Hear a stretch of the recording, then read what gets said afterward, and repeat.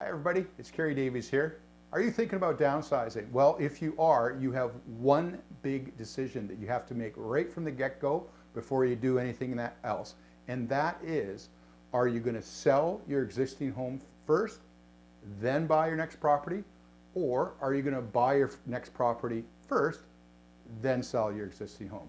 So both of these have their own problems and stresses that go along with that. But let's look at both scenarios. So if you're going to buy first, if you got the ability to write a check for the next property, be a cash buyer, in other words, you pretty much have the cash in the bank to make that purchase.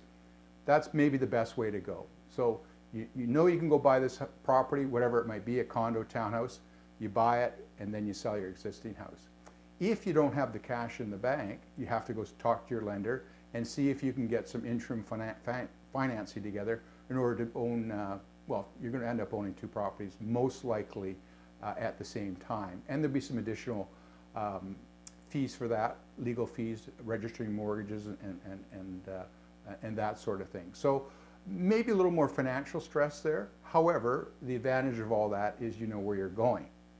A reverse mortgage might be an option too if you've got lots of equity and maybe not good cash flow. That's another way of taking some money out of your existing property to buy the next property. So anyways, there's different options there, but sometimes it's nice to know where you're going to go before you sell your existing property. Now, if you sell first, the advantage of that, of course, is you know how much money you got in your pocket.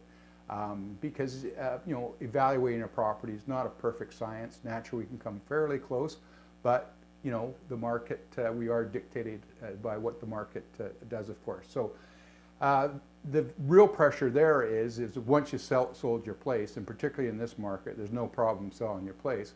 But the downside is, what if we can't find another place? So that creates its own type of pressures because you know what? You don't want to be homeless, do you?